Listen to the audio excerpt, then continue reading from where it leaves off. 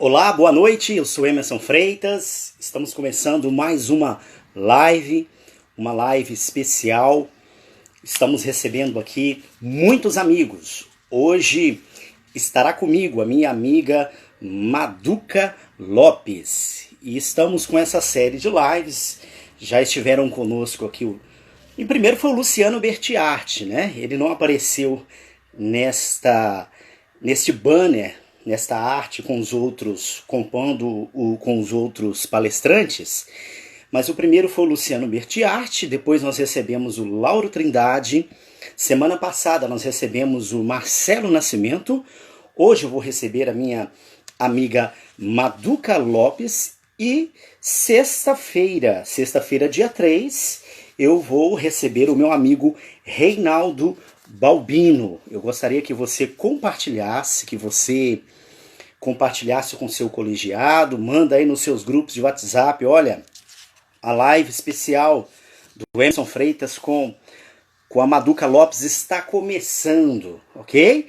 E com certeza nós vamos ter aqui hoje um momento de muita reflexão e vamos aprender muito. Eu acredito que nós vamos aprender muito com a nossa amiga Maduca Lopes, que é uma pessoa que já está aí há algum tempo trabalhando, batalhando, né? Ela, o Luciano Bertiarte, já está há bastante tempo, né? Trabalhando nesse quesito, lutando, né? Para que conselhos tutelares fossem fortalecidos. Mas eu já vou aproveitar, já estou identificando aqui.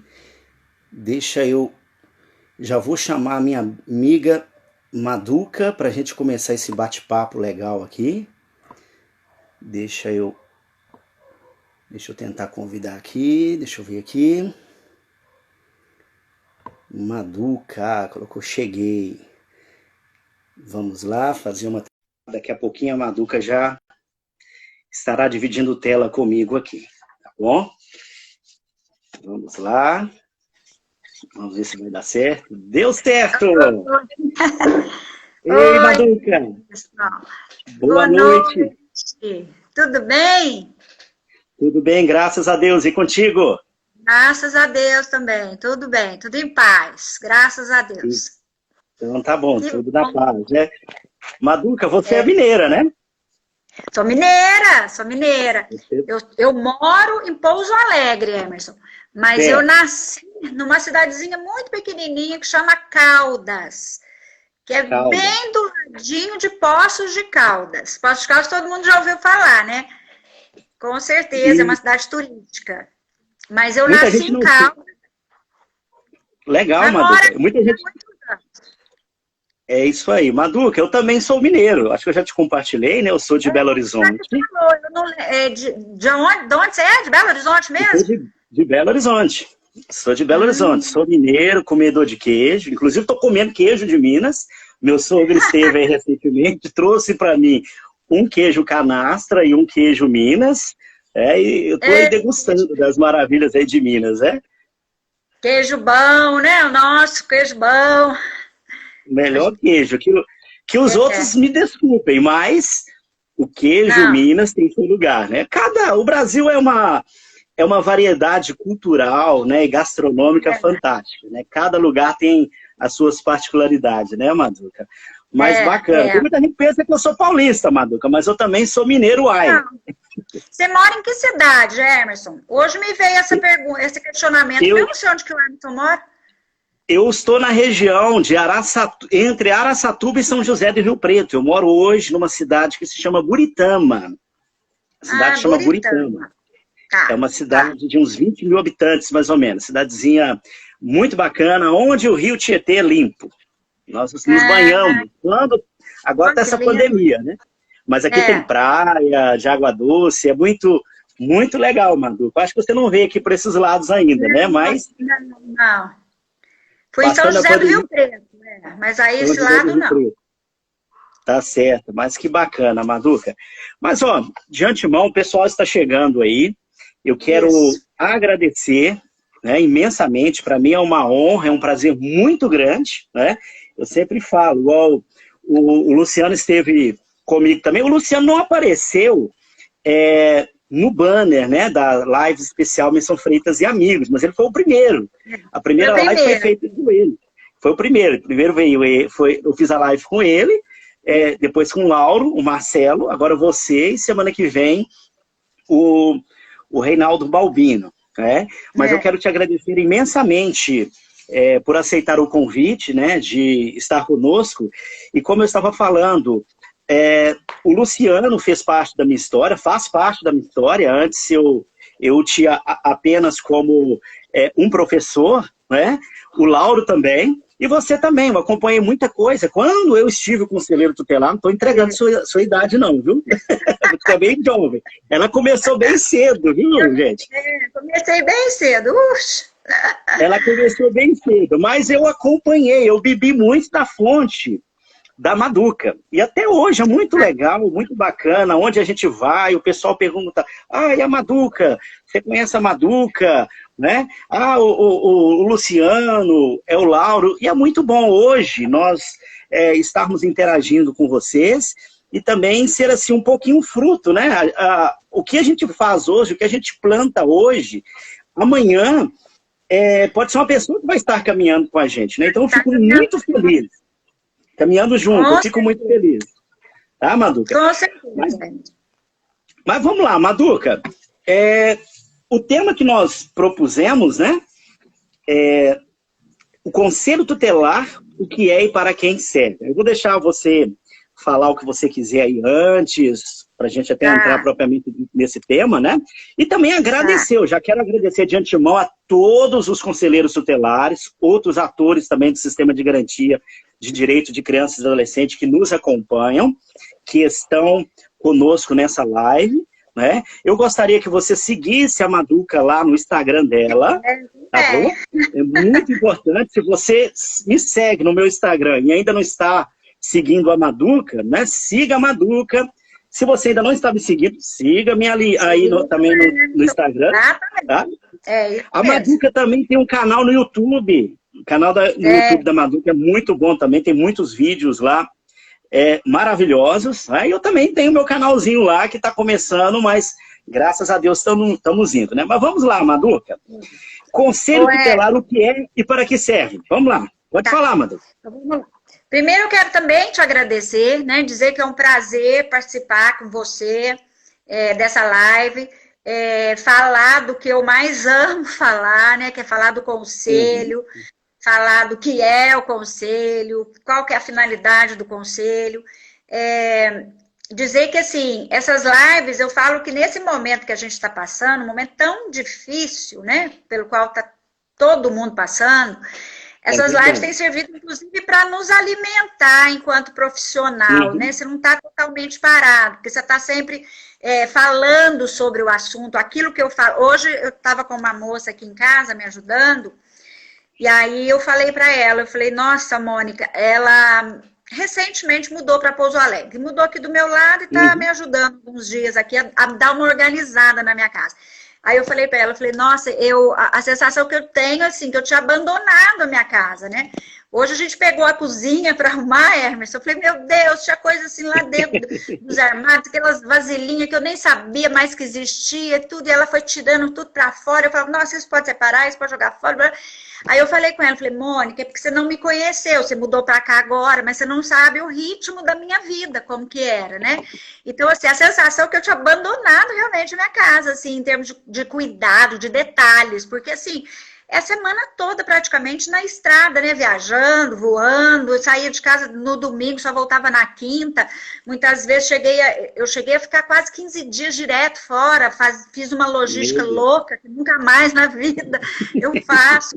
Então, assim, e aí de repente, né, do nada, tudo, né, hoje eu estava agora há pouco até, me preparando aqui para a live. Eu parei, respirei, pensei e falei, meu Deus, se as pessoas que não creem em Deus desta vez não entenderem que as nossas vidas estão totalmente nas mãos dele, né? A gente não sabe o dia de amanhã, a gente se organiza, a gente faz programações porque é da vida, é da gente, é do ser humano se programar. Mas o que está acontecendo é exatamente aquilo que fala mesmo, né, na Bíblia. Não adianta a gente ficar ansioso pelo dia de amanhã. O dia de amanhã você não sabe se vai existir.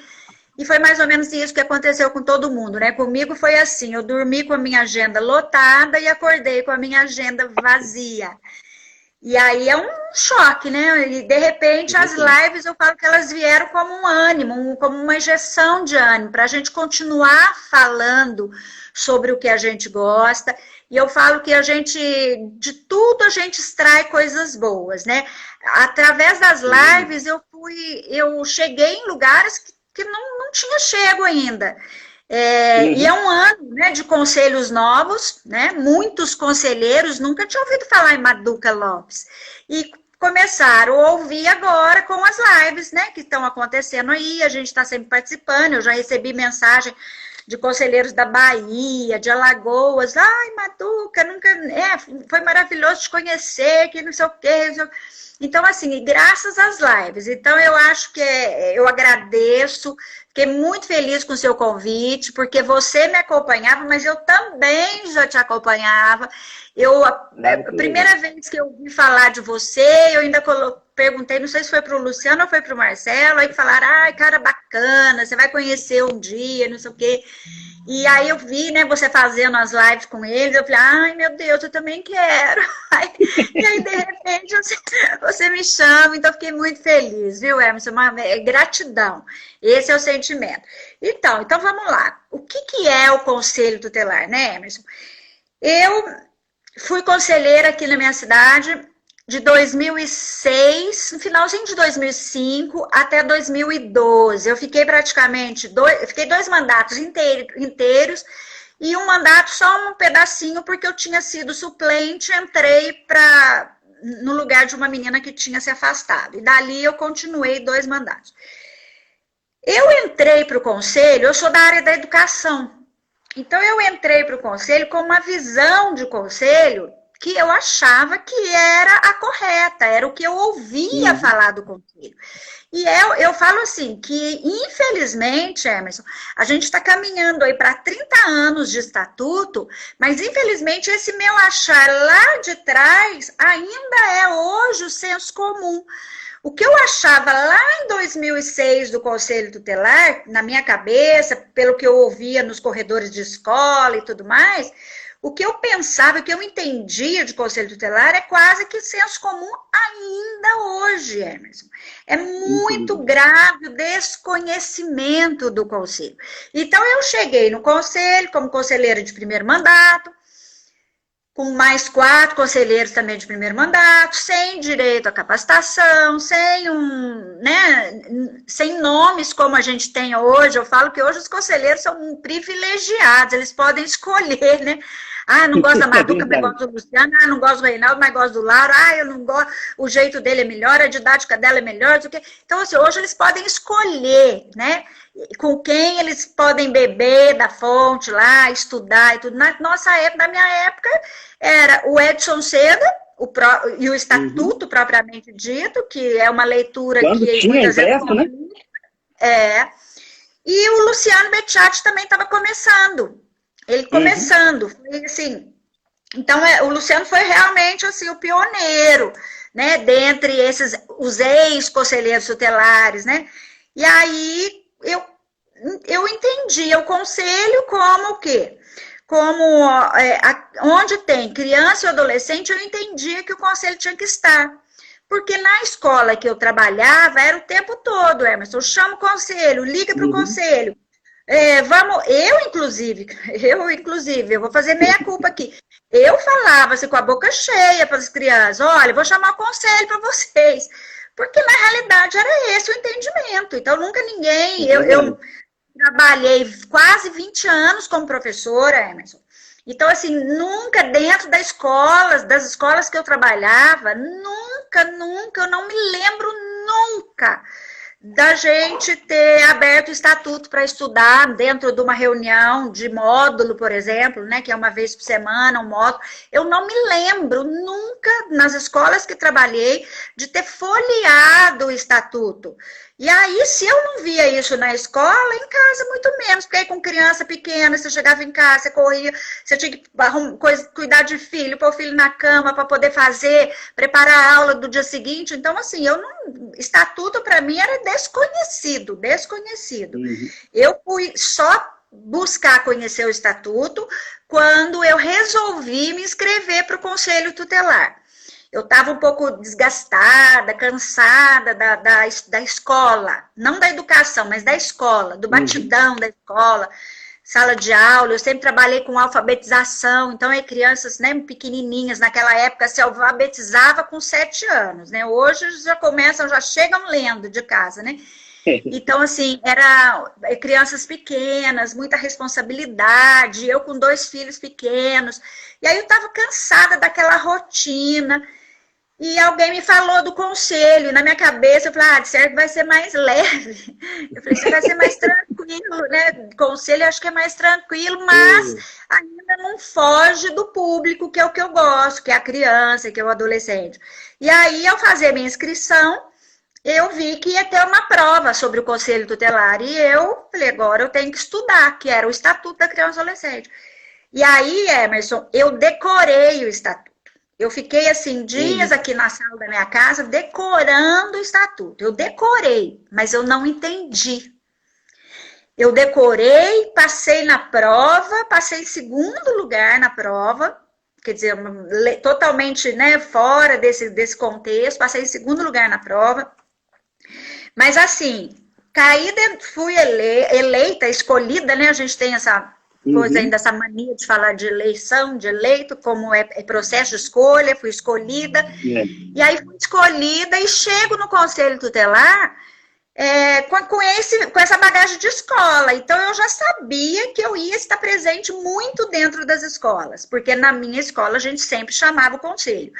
E aí nós fomos atrás de uma das conselheiras que havia saído, porque a gente não tinha nem os nomes que a gente tem hoje, a gente não tinha literatura que a gente tem hoje, a gente não tinha direito à capacitação que os conselheiros têm hoje, né? E o conselho se hoje ainda a gente vê tanta precariedade lá atrás, então Deus o livre, não vamos nem pensar. Sucateado, de qualquer jeito, ninguém gostava, era salário baixo, era aquela coisa toda. Hoje ainda, infelizmente, né, a gente ainda vive um pouco disso.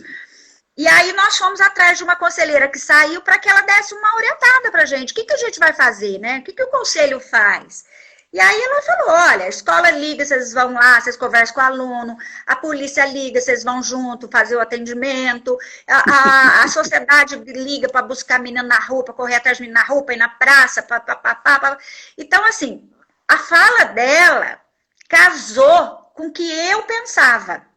Então, na minha cabeça, fechou, pronto, é isso. Aonde tem criança e aonde tem adolescente, seja bagunçando, seja com direito violado, o conselho tem que estar ali. Chamou, tem criança? Bora lá, conselho.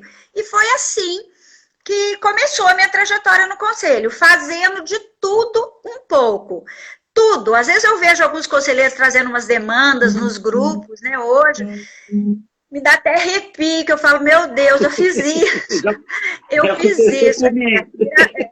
Dá até arrepio de pensar em algumas coisas que estão acontecendo hoje ainda. E eu fui isso, eu fui fazendo, e não só eu, mas o meu colegiado, a gente fazia de tudo. A gente não... As ações eram muito individualistas, Emerson. A gente não conversava, não tinha essa questão de colegiado, era bem individual mesmo, os atendimentos, os casos era da Maduca, o caso do Emerson, o caso do João, o caso do Luciano, o caso do Reinaldo, o caso não era do conselho. Então foi assim um começo muito equivocado. A gente não estava equivocado aos olhos da nossa sociedade aqui, porque a gente só continuava fazendo o que as conselheiras que tinham saído estavam faziam. E isso vinha desde 1993, quando foi o primeiro conselho aqui em Pouso Alegre. Só que aí, o que aconteceu? Eu falo assim, que a grande mudança de perspectiva, de olhar, foi assim, eu tenho 2 filhos, que hoje meus filhos são adultos, né? O mais velho tem 33 anos, que é o Caio, e o Thales tem 30 anos, que é o caçula. E na época, assim, alguém ligava e falava assim, o menino tá brigando aqui, o conselho tem que vir. E aí, Emerson, eu, Maduca, mãe do Caio, do Thales, comecei a colocar em questionamento aquelas ligações. Porque eu pensava assim, mas espera aí, se os meus filhos brigam na rua, eu que tenho que ir lá. Sou eu que preciso ser chamada. Ué, se meu filho briga na escola, faz alguma coisa errada, a escola tem que ligar para mim. Então, eu comecei a me questionar nesse sentido. Eu falei, alguma coisa está errada. Alguma coisa está errada. E aí, nesse alguma coisa está errada, eu percebi que a única forma de entender era voltar a estudar o estatuto. Agora com outro olhar, agora de dentro do conselho. Eu estudei para passar na prova e passei. Agora eu estava cheia de questionamentos por colocar, equipar, tentar assim, ver tudo aquilo que acontecia no conselho, eu trazia para a minha vida e falava, mas tá errado. Se meu menino bater em alguém na rua, eu tenho que ir lá resolver. Se o meu menino comete um ato infracional, eu que tenho que ir lá para a delegacia para verificar e para acompanhar. Então, quando eu comecei a fazer esses questionamentos, eu entendi que a única forma era eu trazer o estudo para a minha prática de novo. Por quê? Porque se eu perguntasse para a escola, não, a vida inteira foi assim, Maduca, o conselho vem mesmo. Se eu falasse com a política, o pessoal da assistência social, não, é o conselho que corre atrás dos meninos na rua que estão esmolando. Não, o hospital, não, é vocês mesmos que tem que vir. Então, não adiantava eu ir questionar com esses serviços quando eu estava, na realidade, fazendo o papel deles, e para eles estava tudo muito cômodo. Então, assim, eu tinha que buscar na legalidade, eu tinha que entender, correr atrás dos poucos nomes que tinha na época, para entender mesmo, me fortalecer de conhecimento, me abastecer para poder ter segurança, porque eu falo que o conhecimento, ele é libertador, ele liberta, né? E isso eu coloquei até num dos meus livros, depois eu vou falar deles, eu coloquei essa passagem que eu gosto muito, sempre falo isso nas capacitações, que é de João 8,32, né? Conhece a verdade, conhecereis a verdade vos libertará. Claro que lá na Bíblia está falando da verdade da palavra, a palavra de Deus, é aquilo que você tem que tomar como verdade para a sua vida. Mas vamos pegar essa verdade agora dentro do sistema de garantias de direito. O que seria a verdade para o conselheiro tutelar? Profissional, estatuto da criança e adolescente. Tudo que tiver fora do estatuto não é do conselho. Então, assim, o que está dentro do estatuto, ali dentro do estatuto, o conselho nasceu e ali dentro do estatuto está tudo aquilo que o conselho tem que fazer. O que ele está ali dentro e o que ele tem que fazer. Então, as pessoas ligam, Maduca, a gente tem que ir para a festa para medir o som da festa. Como assim medir o som da festa? Não, o juiz, Maduca, mandou uma ordem para a gente medir o som da festa. Tá bom. Medir o som da festa está lá dentro do Estatuto da Criança e Adolescente? De alguma forma ele está lá dentro? Não, então vocês não têm que ir. Vocês têm que se fundamentar e devolver para o juiz, que medir som da festa é com a parte ambiental do município, o meio ambiente, alguma coisa, não é conselho tutelar. Maduca, a promotora mandou a gente fiscalizar os ônibus escolares, para ver se tem luz de freio, luz vermelha, luz branca, se tem isso, tem aquilo. Então somos nós, gente, vamos lá no estatuto, lá está a resposta para tudo. Se não está ali dentro, não tem que fazer. Porque o que está ali dentro, Emerson, eu falo que já é tanta coisa, eu falo que já é tanta atribuição, que não dá... Se o conselho for pegar firme para fazer tudo que ele tem competência, não dá conta. Agora fica fazendo aquilo que não é, né? Esses desvios totalmente arbitrários. Então, assim, e aí foi assim, eu comecei a estudar, e descobri o Luciano Bettiati. O Luciano tinha acabado de lançar o primeiro livro dele, que chama justamente isso, Conselho Tutelar Liberte-se. Nossa, eu corri para a internet, comprei o livro dele, a hora que eu li o livro, eu fiquei louca, eu falei, tá tudo errado, nós estamos fazendo tudo errado, E aí descobri o Edson Seda também. Graças a Deus eu peguei uma época muito boa que ele me respondia tudo. Então eu tenho, se eu quiser, eu consigo fazer um livro só de respostas dele. Porque eu tinha dúvida, eu não pensava duas vezes, mandava um e-mail para ele. Aí vinha aquele textão de resposta. E eu li aquilo e falava, gente, falava pro meu colegiado, nós estamos fazendo tudo errado. Mas o meu colegiado não aceitou nesse primeiro momento. Não aceitou. Tanto que eu não consegui mudar muita coisa no primeiro colegiado. Eu só consegui no segundo. Porque aí o colegiado saiu todo, só ficou eu, aí deu certo. Aí foi um colegiado bem bacana. Então, assim, aí, quando eu comecei a estudar, eu entendi que estava tudo errado, que a gente estava atuando na contramão. Mas o que mais me deixou assim... que eu pensei, falei, gente, eu preciso estudar mais, eu preciso estudar mais, eu preciso levar isso para as outras pessoas. Porque o que eu percebi? Eu percebi que se a gente aplicasse o estatuto direitinho, como ele está ali, a gente conseguiria resolver um monte de coisa. Nós estamos sofrendo hoje, Emerson, muita coisa, especialmente na esfera da criança e da adolescência, do adolescente, a gente está sofrendo porque a gente não aplicou o estatuto e não aplica até hoje. O alto número, por exemplo, de adolescentes que cometem ato infracional. Eu tenho certeza absoluta, como 2 e 2 são 4, que se o estatuto fosse aplicado corretamente na vida desses adolescentes, de 10 adolescentes, 8 não estariam no ato infracional, talvez 2 por desvio sei lá, de índole mesmo, por não ter outra, mas 8 não. Por quê? Porque 8 estariam sendo assistidos desde o momento que eles nasceram, porque é isso que o estatuto fala. Eles têm direitos desde o nascimento deles a várias políticas. E quando eles pegam essa fase mais difícil, escola, lazer, cultura. Quando a gente fala de lazer e cultura, às vezes, Emerson, eu vou para algumas cidades e quando eu estou falando sobre isso, eu chego assim, sabe, a ficar até envergonhada. Porque não existe isso. Falar lazer, de cultura e de lazer para criança e para adolescente parece utopia mesmo. É uma coisa que está muito distante. Só que não deveria estar distante. Nós estamos aí há 30 anos. Há 30 anos e isso não mudou no estatuto. Toda criança tem direito à educação, à saúde, Opa, travou um pouquinho a Maduca. Travou aí para vocês? Vamos ver aqui. Espera aí. Meu telefone tocou aqui, eu recusei. Então, não tem lazer, não tem cultura, tudo aquilo que deveria ter, né? Então, assim, quando eu entendi o que era o conselho mesmo, eu falei, meu Deus, se todo mundo entender, como eu estou entendendo agora, como o Luciano Becciati está trazendo para mim, o doutor Edson Seda está trazendo, a gente consegue mudar a vida das crianças dentro da cidade. Então, eu fui assim, sabe? Hoje eu não aconselho os conselheiros a fazerem isso, não.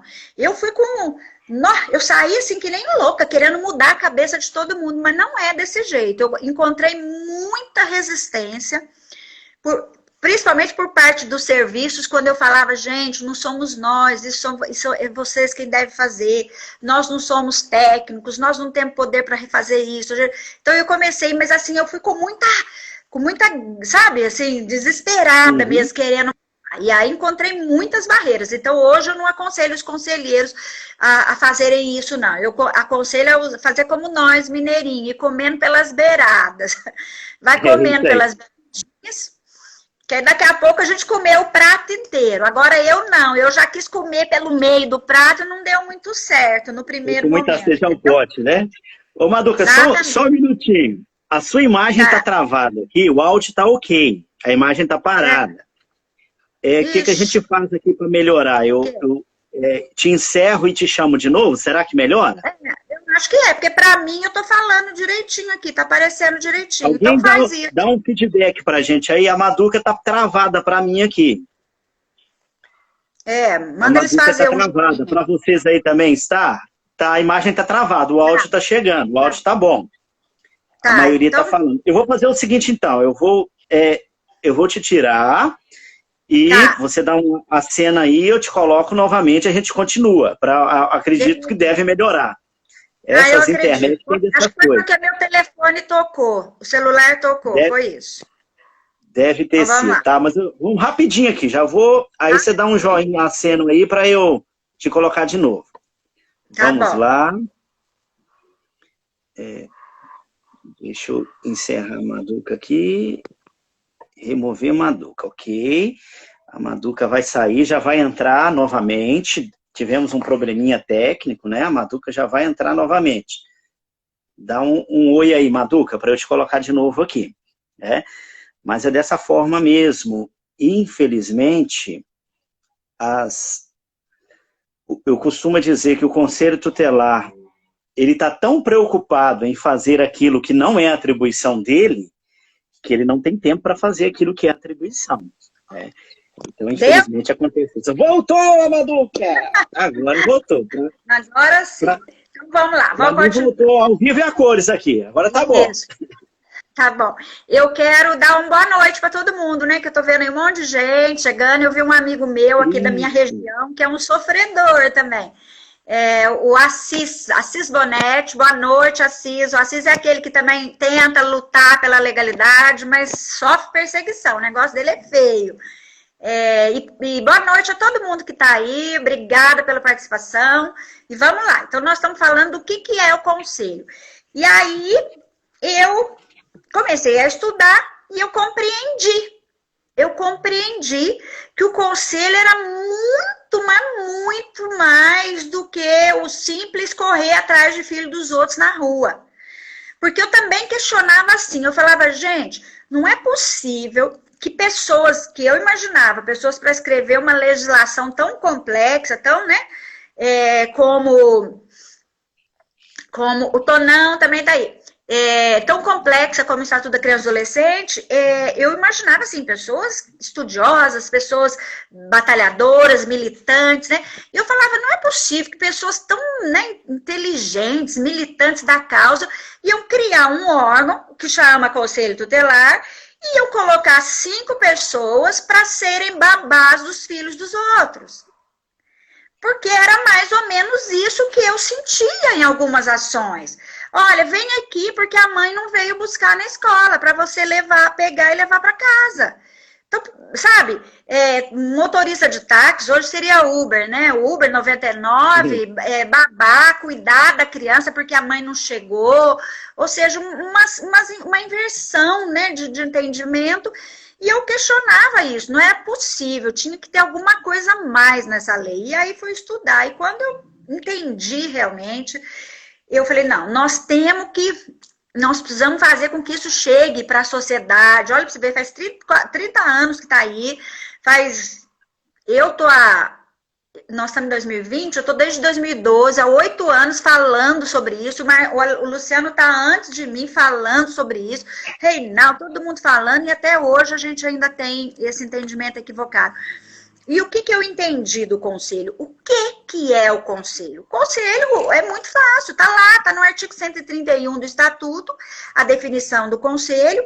E o que fala lá no artigo 131? Lá fala assim, o conselho tutelar é um órgão permanente, autônomo, não jurisdicional, encarregado pela sociedade de zelar pelo cumprimento dos direitos da criança e adolescente. Então, isso aí, aquilo ali que é o conselho tutelar, é o artigo 131. Que define o conselho. Mas, Maduca, dá uma destrinchada nisso aí, né? Um órgão permanente, autônomo, não jurisdicional. O que significa isso? O que significa ser permanente? O que significa autonomia? Que tipo de autonomia? Autonomia total e irrestrita? Como é que é isso, né? Então, permanente quer dizer, depois que o Conselho Tutelar ele foi criado dentro do município, ele não mais fecha suas portas. Ele passa a integrar a administração pública, e a administração pública passa a ter deveres para com o Conselho, os mesmos deveres que a administração pública tem com CRAS, com CREAS, com saúde, com educação, a administração pública passa a ter com o Conselho. Que deveres são esses? Deveres de mobiliário, de locação, se não tem prédio próprio, de locação, de mobiliário, de carro, de motorista, de gasolina, de cafezinho, de profissional administrativo, ou seja, tudo o que precisa para um órgão administrativo funcionar, o poder público tem a obrigação para com o Conselho Tutelar. E o Conselho não é um órgão que o prefeito pode falar assim, aqueles conselheiros só enchem o saco, só dão dor de cabeça, eu vou fechar. O Conselho, ele não pode fechar. Ele não tem poder para fechar. Se fechar, inclusive, ele pode até sofrer um processo de cassação. Por quê? Porque o Conselho é um órgão federal, ele foi criado dentro da lei, lá fala, um órgão permanente. Depois que criado, não fecha mais suas portas. A título de informação, eu me lembro que no processo de escolha de 2015, que foi o processo unificado, o primeiro processo unificado, do qual a gente participou, ajudou lá em Brasília a fazer, né, a preparar tudo, através das oficinas. No país, naquela época, tinham 12 municípios somente no Brasil que não tinham conselho tutelar.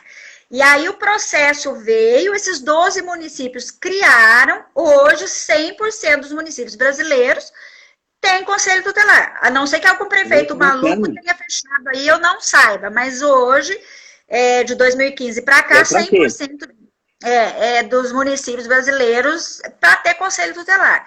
Então, permanente quer dizer isso, ele passa a integrar a administração pública e a administração pública tem deveres. Aí, que gera um pouquinho de confusão, porque logo depois do permanente está falando que o conselho é autônomo. Autônomo como? Como que é essa autonomia? E é justamente isso que às vezes gera umas complicações em relação à prefeitura, conselho. Por quê? Porque a autonomia do conselho, ela é uma só, Emerson. Às vezes, muitos conselheiros, infelizmente, até por falta mesmo da capacitação, porque quando a gente fala assim, autonomia, o que você pensa autonomia? Autonomia, a pessoa tem autonomia sobre a vida dela. Então, por exemplo, Maduca. Maduca é uma empresa. Maduca é uma empresa autônoma. Maduca define a agenda dela, Maduca define os valores que ela cobra, Maduca faz a logística dela. Eu não preciso perguntar para A, para B, eu defino toda a minha vida. Eu tenho autonomia em relação ao meu trabalho.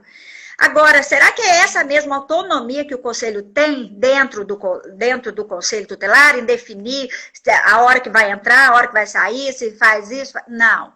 O Conselho Tutelar, a autonomia do Conselho é uma só, que é a autonomia de decisão em relação aos casos que ele atende.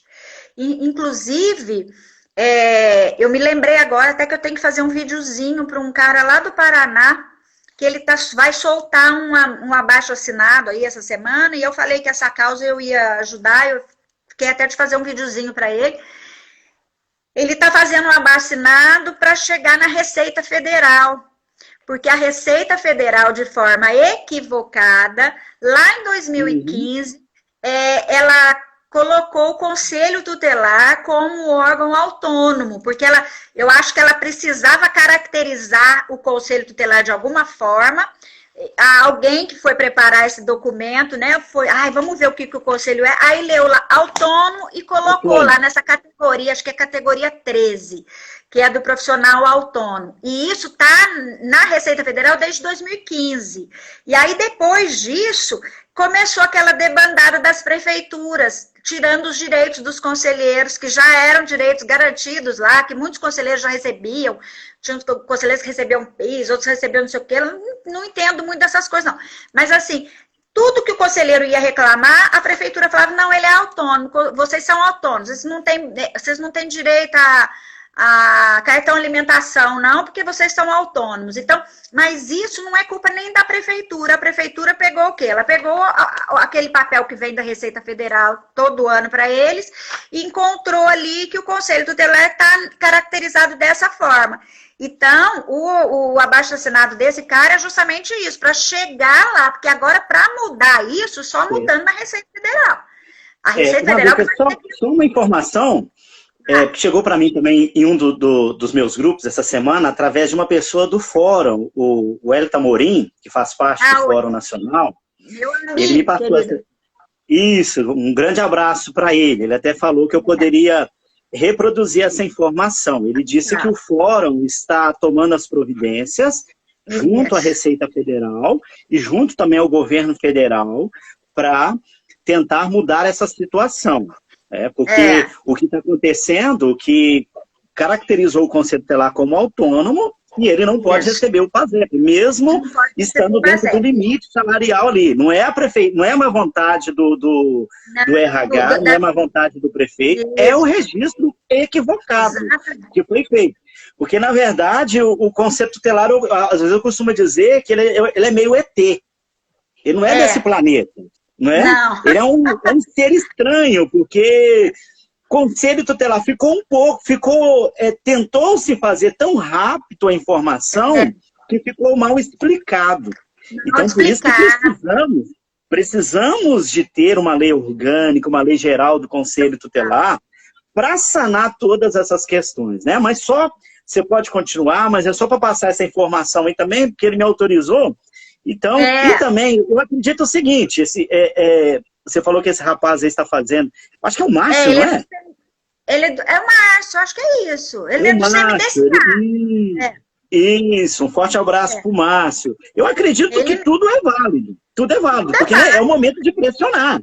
Né? O fórum está lá, mas os conselheiros também têm que pressionar. Eu acredito que se você conhece algum deputado também, pressione o seu deputado, né?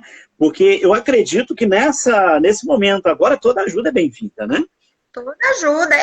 E muitos conselheiros que estão aí de segundo mandato que começaram a me procurar, mas Maduca, a gente sempre recebeu e agora não está recebendo mais. Mas foi justamente por isso, porque foi em 2015 que a Receita colocou o conselho nessa categoria.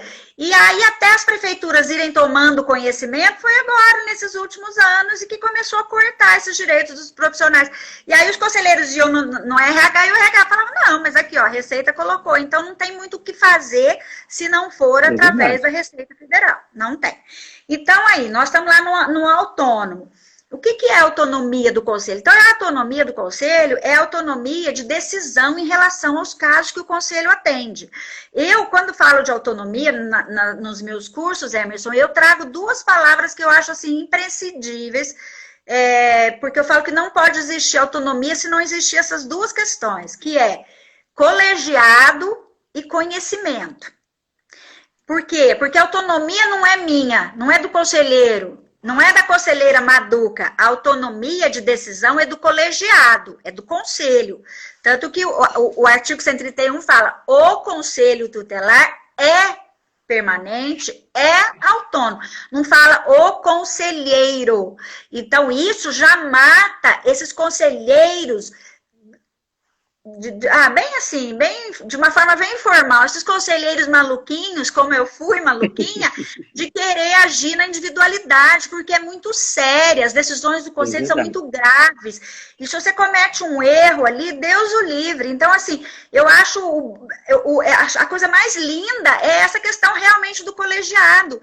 Eu falo que é uma das questões mais difíceis de resolver. Viaja atrás de viagem, sai de uma cidade, entra em outra cidade, e qual que é o maior problema do município? Colegiado. É impressionante. É o colegiado. Você consegue resolver as outras coisas pontuais, mas o tal do colegiado. Por quê? Porque o colegiado envolve seres humanos, e seres humanos são difíceis. Ego, vaidade, sabe? São coisas que não são de Deus, gente. Não é possível, porque isso tudo se afasta um dos outros. E é isso aí que acontece dentro desses colegiados. É um querendo ser melhor melhor que o outro. No meu primeiro livro, eu conto o meu primeiro colegiado, eu falo. Era um colegiado vaidoso, um colegiado que uma queria ser mais bonita que a outra, ter mais atendimento que a outra, tipo assim, nossa, tá vendo? Todo mundo vem comigo porque gosta mais de mim, umas coisas assim que não levam a nada. E acontecendo isso, total. E aí, agindo dessa forma, colegiado dessa forma, o que acontece? Quem é que vai ser, quem serão os maiores prejudicados? A criança e o adolescente, sem sombra de dúvida. Então, a autonomia, a gente precisa entender como a autonomia do colegiado. Eu preciso de 5 pessoas ali dentro que falem a mesma língua, que se respeitem, que estudem junto, que construam o conhecimento juntos. Tem uma dúvida? Vamos para o YouTube, vamos lá para o canal do Luciano, vamos para o canal do Lar, vamos para o canal do Madu, canal do Emerson, vamos ver o que eles falam sobre isso. Desligamos, vamos discutir agora qual que é o nosso entendimento, como é que nós vamos atuar em colegiado. Quando a gente estuda junto, a gente constrói o conhecimento e as nossas falas, elas vão ser iguais. Porque não tem nada pior dentro de um conselho quando um fala uma coisa e o outro fala outra coisa dentro da mesma questão. Isso gera descrédito lá fora. Porque a pessoa vai, uma hora atende, a Maduca atende, ela fala isso. Vai outra hora o Emerson atende, o Emerson fala outra coisa. A pessoa fica perdida, fala, mas cada um aqui dentro fala de um jeito. Ou seja, a língua do conselho tem que ser a mesma. Então eu falo assim, são 5 pessoas diferentes, cultura diferente, religião diferente, gostos diferentes, um monte de coisa. Que não, muitas vezes, se não fosse pelo conselho, jamais teria oportunidade de trabalhar juntas na vida. E aí, caíram dentro do conselho. As diferenças, elas têm que ficar do lado de fora. Essas diferenças que são mais pontuais. Eu não gosto da Maduca, mas agora eu entrei no conselho e vou ser conselheira com ela. Então, eu vou continuar não gostando da Maduca lá fora. Aqui dentro eu preciso respeitar a Maduca. Agora, se eu vou convidar ela para ir no meu aniversário, é uma coisa. Se eu vou convidar ela para ir num culto na minha igreja, para qualquer coisa, aí já é outra história.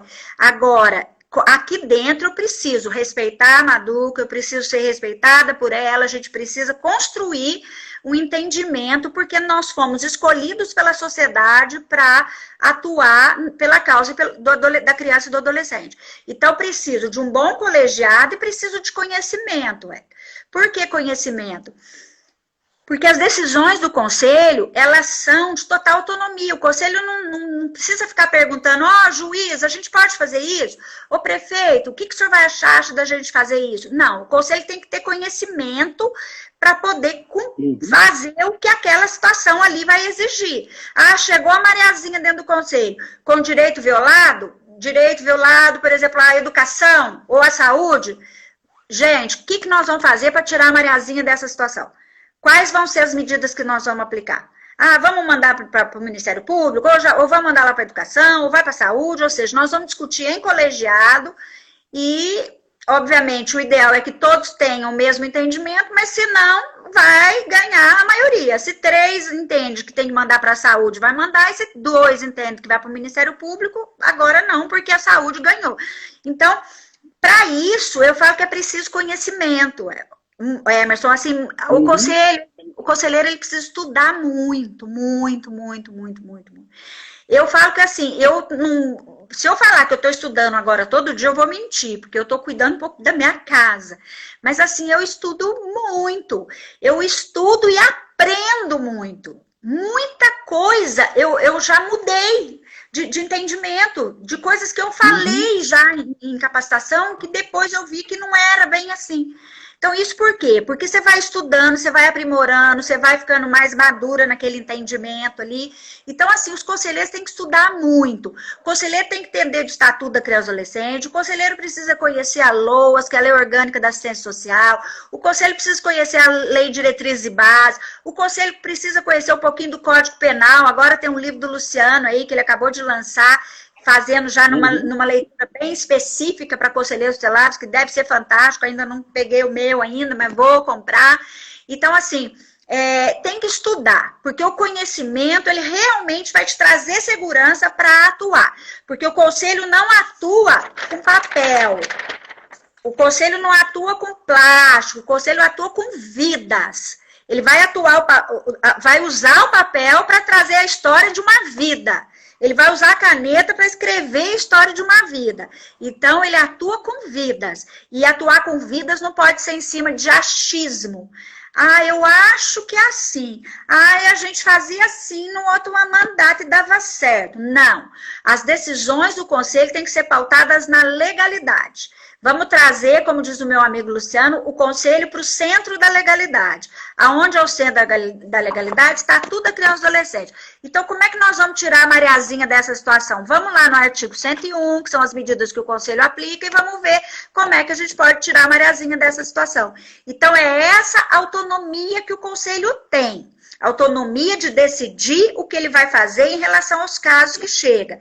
Então, o conselho não tem autonomia para fazer o horário dele do jeito que ele quer, usar o carro do conselho para fins particulares, usar o telefone do conselho para ligar para a mamãe que mora lá na Bahia. Não, isso não é autonomia, isso é prevaricação. O conselho não tem autonomia. Existe uma lei municipal que fala da carga horária. Se essa lei está certa ou está errada, infelizmente, eu acho que essa foi a grande brecha que o Estatuto deu de forma não tão boa, que foi deixar os municípios criarem as suas legislações. E aí cada um criou de um jeito, cada um entendeu de um jeito, mas está lá, está na lei municipal, que são tantas horas. Não sou eu, conselheira, que vou mudar isso. Eu tenho que cumprir. Se eu li o edital, se eu passei por todo o processo e aceitei, eu tenho que cumprir o que está na lei municipal, até que essa lei seja corrigida e, se Deus quiser, seja corrigida por uma lei orgânica, que seja uma lei federal, uma lei única para o Brasil todo.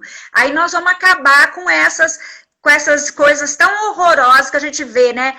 Pouso Alegre trabalha de um jeito, aí você vai aqui em Congonhal, do ladinho aqui, é outra carga horária totalmente diferente, aí você vai numa outra cidade, nossa, é muito diferente, então fica difícil até para nós, palestrantes, a gente falar o que é certo, o que é errado, porque foi o município que decidiu em cima de entendimentos equivocados e tudo mais. Mas vamos lá, vamos pensar que lá está 40 horas semanais ou está 30 horas semanais, o conselheiro tem que cumprir com essas horas. Ele não pode fazer do jeito dele. Ah, hoje eu vou de manhã, amanhã vou de tarde, nós vamos... Não, ele tem que cumprir com o que está lá na legislação. Então, ele não tem essa autonomia. Ele recebe dos cofres públicos e ele tem sim que prestar alguns esclarecimentos aos cofres públicos. Tipo, folha de ponto, assinar folha de ponto, com horário direitinho, tem que se reportar, normalmente se reporta à secretaria do qual eles são vinculados, a maioria dos municípios é vinculada à Secretaria de Assistência Social, então, assim, tem que se reportar sim, mas nessas questões, administrativamente. Agora, em relação aos casos, não, isso não. Eu recentemente, ontem, acho que foi ontem ou anteontem, porque foi bem recentemente, uma conselheira me falou, Maduca, nós temos um grupo de WhatsApp dos conselheiros, dos 5, acho bacana, é bom ter mesmo nesse momento, especialmente agora na pandemia, só que aí, uma assistente social do CRAS e uma outra assistente pediram para participar, e os conselheiros colocaram, ingenuamente colocaram. E agora elas ficam pontuando nas decisões do conselho, tipo, sabe? Aí eu falei, não. Aí a minha orientação foi, ó, já que vocês colocaram, agora não tira, não. Deixa lá, mas abre um outro. Cria outro para vocês. Eu vou mudar de lugar aqui, Emerson, porque, infelizmente, hoje eu esqueci de carregar meu celular todinho. Então, vou sentar, vou ficar... Peraí. Não, tudo bem. Também, Maduca, a conversa boa passa rápido também, né? Nós já temos aqui... Estão faltando 8 minutos... aliás, 6 minutos. 7 minutos para encerrar. Meu pai do céu, não falei nem metade. Ai, Emerson. Aí nós vamos ter que marcar uma outra live, porque hoje começa do Marcelo, né? E também eu combinei com você uma hora só. É hoje. É verdade, é hoje. É, da comemoração do Estatuto. Nossa, Emerson, então eu não quero... eu vou viajando na minha casa. Não, mas tá uma conversa muito bacana, tá muito gostoso, né? Nossa. Mas tá muito produtivo. Mas infelizmente o tempo voa mesmo, né? Já são 7h54. Tá, então deixa eu só assim, concluir. Vai ser difícil concluir em poucas palavras, mas assim, o que é o Conselho Tutelar? Eu vou pular o não jurisdicional, mas a gente volta um dia para falar. O que é o Conselho Tutelar? O Conselho Tutelar é um órgão que é zelador. Ele é zelador do quê? A lei diz lá, o Conselho zela pelo cumprimento dos direitos. Então, o Conselho vai zelar pelos direitos que estão estabelecidos na lei. Direito à educação, direito à saúde, direito ao lazer. Não é zelar da criança. Quando o abrigo chama você, a instituição de acolhimento chama você para ir lá separar o abrigo do menino, é para você cuidar da criança ou do adolescente. Não. Quem cuida da criança ou do adolescente institucionalizado são os coordenadores da instituição. Eles que estão lá como pais e mães daquelas crianças. A escola chamou para você ir lá separar uma briga ou para questão de indisciplina? Não. O conselho não cuida dessas questões. O conselho cuida dos direitos da criança. Então não pode faltar escola, não pode faltar saúde, não pode faltar lazer, não pode faltar cultura, porque se falta, os direitos estão ameaçados. E se os direitos estão ameaçados, o conselho tem que atuar. Então, é nesse sentido, o Conselho Tutelar é isso, é um órgão de proteção dos direitos, não é proteção da criança. Claro que se você protege o direito da criança, indiretamente você está protegendo a criança. Uhum. Mas quem pariu o Mateus que o embale, né, Emerson? Quem pariu o Mateus que o embale, ou seja, quem tem que cuidar do menino é o pai, a mãe, ou o responsável legal. E quando esses não cuidam, aí sim, medidas são tomadas, quando existe a negligência e tudo mais. Ai, Emerson, não acredito que vai acabar e a gente... Tá quase acabando. Mas a gente, se você assim desejar, futuramente a gente marca uma outra, né? Pra gente falar. Esse tema, realmente, infelizmente, né, não é muita coisa para falar. Agora, deixa eu ler aqui rapidamente. Eu nem tinha preparado, mas tem uma poesia minha que fala sobre o Conselho Tutelar. Vamos ver se vai gostar. Ó. Olha aqui, ó. O que é o Conselho Tutelar? O Conselho Tutelar... O que é o Conselho Tutelar? O que é o Conselho Tutelar? A lei diz que é um órgão permanente. Nunca pode acabar. É uma instituição imponente. A lei o define como autônomo, na legalidade das suas deliberações. Do estatuto, ele é o mordomo, do colegiado emana suas ações. Isso. Além de tudo, ele é não jurisdicional, não tem autoridade de atuar em conflitos. Encaminha ao judiciário para aval atos competentes a ele lícitos. Encarregado pela sociedade, quem o valida e empodera, foi escolhido pelo voto de verdade, designado pelo povo dos direitos zela. Zelar pelo cumprimento dos direitos de crianças e adolescentes. Isso deve acontecer a todo momento, na vida de conselheiros competentes. Os direitos também são limitados e especificados e definidos nesta lei, atuando nos seus colegiados, tendo o estatuto como norma e rei. Essa poesia eu fiz para definir o Conselho Tutelar. Perfeito, perfeito. Tem que publicar isso nos grupos. Muito linda, é isso mesmo. O Conselho é um órgão, né, total a lei fala, a resolução do CONANDA fala, né, um órgão, o próprio Estatuto fala, um órgão relevante. A resolução do CONANDA fala que os conselheiros deveriam ter os salários equiparados aos mais altos cargos comissionados do município. E a gente não vê isso, a gente não vê, infelizmente a gente não vê. Por isso que a nossa luta tem que ser grande. Nós estamos aí, hoje é 30 de junho, hoje inclusive não sei se lá no céu eles fazem aniversário também, né? Mas hoje seria o aniversário da minha irmã, que faleceu, mais nova que eu, Emerson. Hoje, 30 de junho, aniversário da Tereza. Deve estar fazendo festa lá no céu. Bolo, ela adorava fazer bolo. Ela é minha mãezinha. Mas então, eu acho que, assim, os conselheiros precisam se fortalecer. para isso preciso estudar. Vamos estudar, vamos correr atrás, vamos, sabe, fazer a coisa certa. Nós estamos aí, a gente tem os grupos, a gente está aí através das lives para poder ajudá-los, né? Não tem sido fácil para a gente que vive disso, tá parado. Eu estou sem fazer uma palestra há mais de 100 dias, não tem sido fácil. Tá complicado. Mas a gente vai superar tudo isso, eu tenho fé nisso, que a gente vai superar e vamos retomar, né, a rotina de trabalho, se Deus quiser. E é isso, desejo para os conselheiros do país, né, se fortalecer, aproveitar agora os 30 anos do Estatuto para estudar, para poder falar mais sobre ele, vai ter muita coisa. Vamos participar do simpósio aí do Marcelo, que vai ser muito bom. Ele vai trazer histórias, né, de como o Estatuto foi criado, como é que nasceu o Estatuto.